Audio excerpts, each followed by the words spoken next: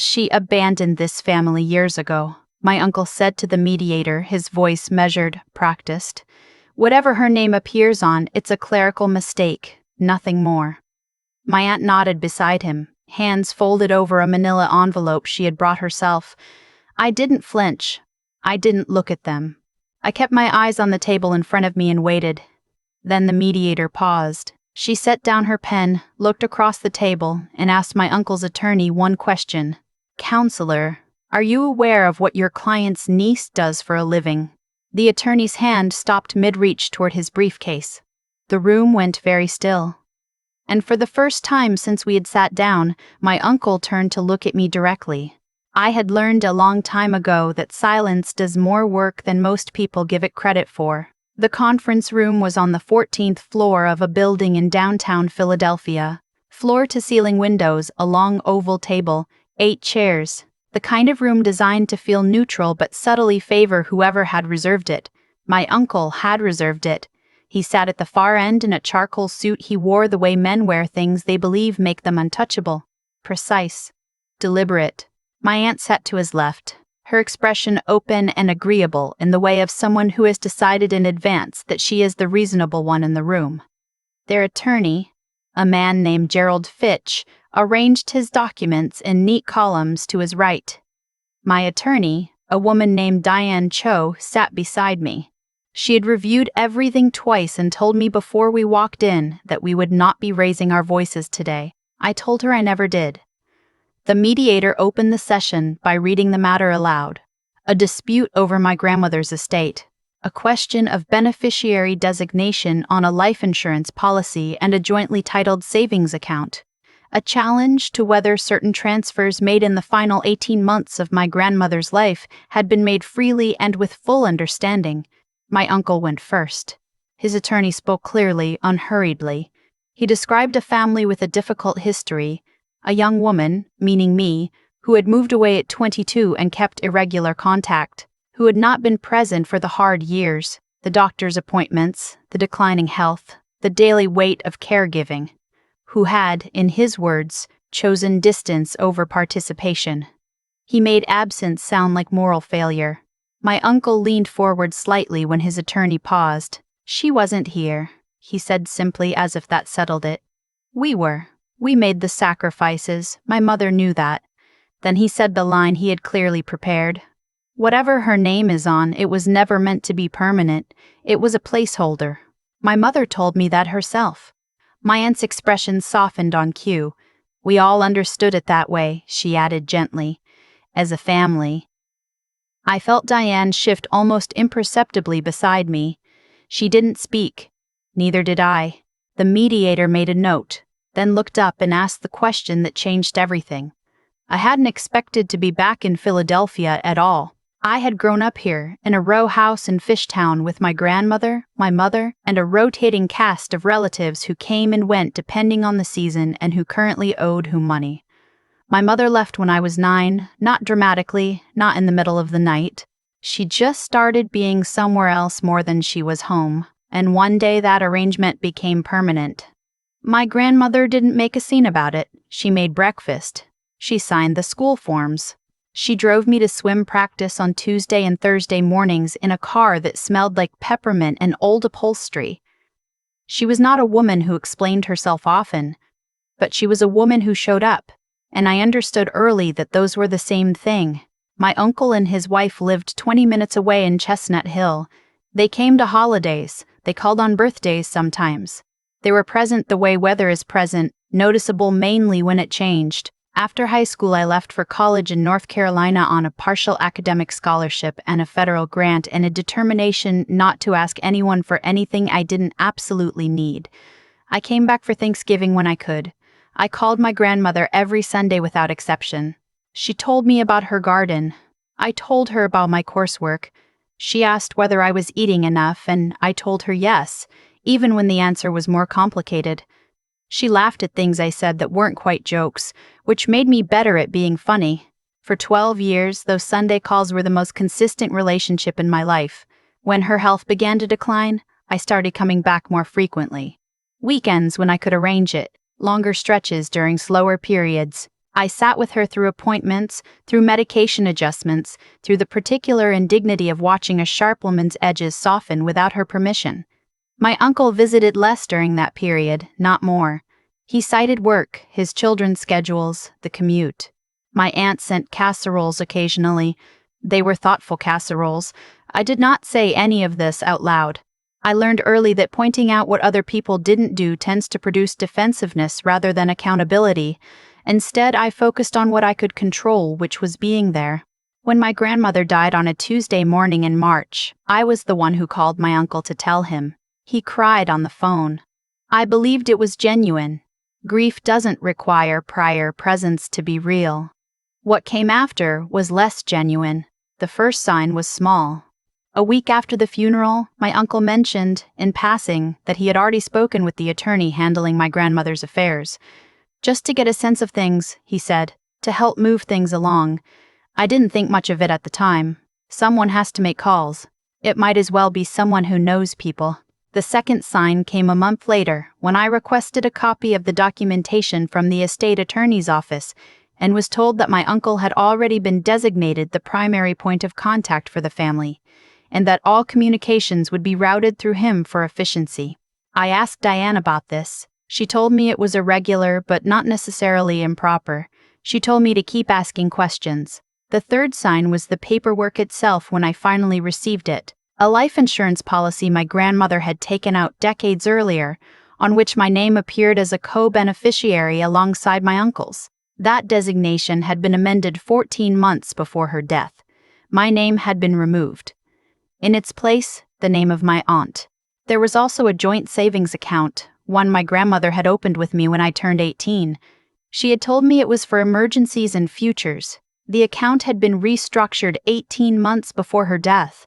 My grandmother's signature appeared on the paperwork authorizing the change. So did my uncle's, as a witness. The notary who certified the documents was a woman whose office was 2 blocks from my uncle's house. I sat with those documents for a long time. I read them the way I had been trained to read complex materials, looking for what was present, what was absent, and what the gap between them suggested. I didn't feel rage. I felt recognition. When I say I had been trained to read complex materials, I mean it specifically. I work for the federal government. I have for 6 years since I completed my graduate degree in public policy and accepted a position with a regulatory oversight agency based out of Washington. My work involves reviewing institutional compliance records, identifying patterns of omission or misrepresentation, and producing findings that are precise enough to hold up under legal scrutiny. I spend my professional life looking for what people chose not to document and why. I don't talk about my work often because most of it isn't mine to discuss. But I understood very clearly what I was looking at when I read my grandmother's amended paperwork. I had seen that structure before. Changes made gradually, during a period of vulnerability, routed through a trusted intermediary, with just enough procedural formality to appear legitimate. I also understood that the appearance of legitimacy and actual legitimacy are not the same thing. I called Diane the morning after I finished reviewing everything. I want to know 2 things, I said, whether this can be challenged and what it would take. She was quiet for a moment. Tell me what you have. I told her. Another pause. Come in this week, she said. Bring all of it. The months between that call and the mediation session were not dramatic. They were methodical. Diane requested certified copies of every document. We built a timeline, week by week, cross-referencing dates of my grandmother's medical appointments with dates of document signings. We contacted the estate attorney's office, which was cooperative within the boundaries of what it could share. We spoke with her primary care physician, who provided careful, measured language about cognitive capacity and the progression of her condition. We did not make accusations. We asked questions. We documented the answers. What emerged was a pattern. The account restructuring had occurred during a period when my grandmother had been prescribed a medication adjustment that her physician later noted may have temporarily affected her clarity of judgment. The insurance amendment had been executed on a day when I know, because I have my call logs, that my grandmother and I had spoken in the morning and she had seemed disoriented in a way she hadn't been the week before. She had called me sweetheart 5 times in 20 minutes. She kept asking whether I had eaten. She forgot we had already covered her garden twice. At the time, I thought she was just tired. Looking back, I understood something different. I also found a letter. It wasn't hidden. It was in a box my grandmother had given me 3 years earlier, a box she told me held things worth keeping. I hadn't opened it since she died because I wasn't ready and I didn't know what ready would feel like. When I finally opened it, the letter was near the bottom, beneath photographs and a small notebook and a birthday card she had saved from when I was 7 years old and had misspelled grandmother 3 different ways in the same sentence. The letter was addressed to me. It was dated 2 years before her death. Her handwriting was steady, clear, the handwriting of a woman who was still fully herself. She wrote about the account. She wrote about the policy. She wrote that she had set things up the way she had set them up on purpose, because she trusted me to use things wisely and because she wanted me to know that distance was not the same as absence and absence was not the same as not caring. She wrote, "I know you will not fight for things, so I am telling you this is worth fighting for, not for the money, for the record." She signed it with her full name, the way she signed things when she meant them. I read it 3 times. Then I put it back in the box and called Diane. The mediation session had been my uncle's idea. He presented it as a gesture of good faith, a way to resolve things without the expense and exposure of formal litigation. I understood it for what it was, a room where he believed he held every advantage. He knew the attorney. He had set the date. He had prepared his narrative.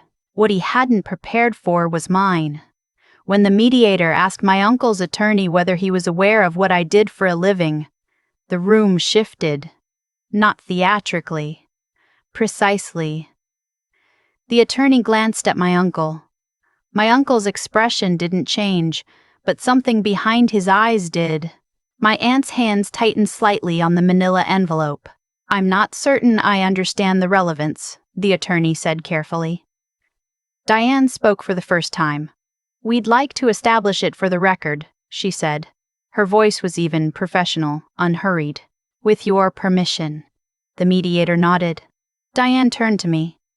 "Can you describe your professional role?" "I work in federal regulatory oversight," I said. "I review compliance documentation and institutional records for a government agency. I have done this for 6 years." A pause. "And your specific area of focus?" "Financial disclosures and estate-related transactions," I said, "specifically identifying irregular patterns in document execution." The attorney's pen was no longer moving. My uncle looked at me the way people look when they realize a conversation they believed was already over has only just begun. "Thank you," Diane said. She set a folder on the table. "We'd like to submit the following documentation for the mediator's review." The documents didn't need explanation. They were arranged chronologically, clearly labeled, each one cross-referenced with the relevant date on a timeline we had prepared. The medication records, the call logs, the notary's proximity to my uncle's home, the window between my grandmother's last clear statement of intent and the date the account was restructured, and at the end, a certified copy of the letter. My uncle's attorney read through everything with the careful expression of a man recalculating his position in real time. My uncle sat very still. My aunt had stopped smiling.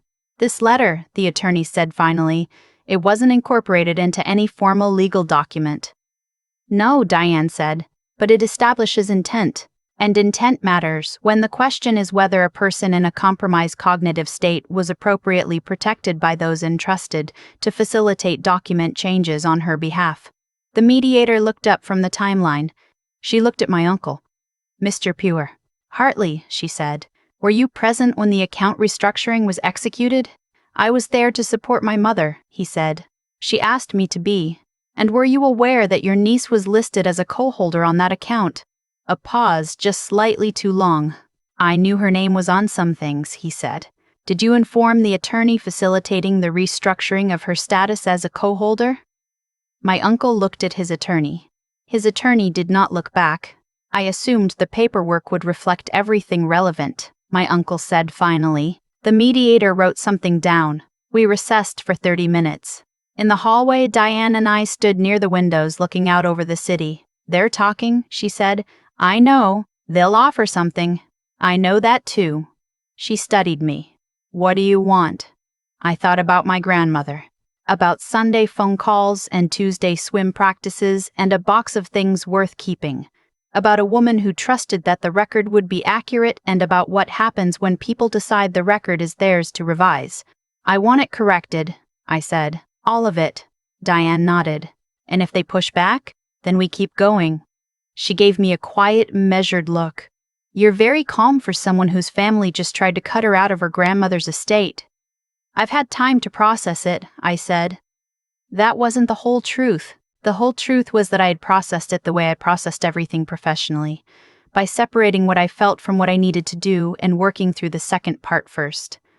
The first part I would deal with later, alone in the way that doesn't require an audience. When we returned to the room, my uncle's attorney made an offer.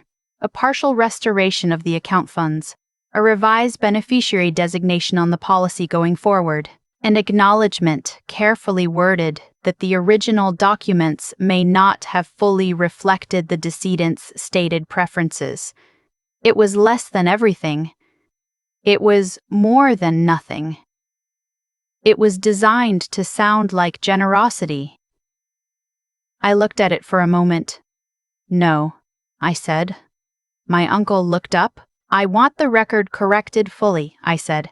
The original designations restored. The amendment set aside. Not a negotiated approximation, the accurate version. That's an aggressive position, his attorney said. It's the correct position, I replied.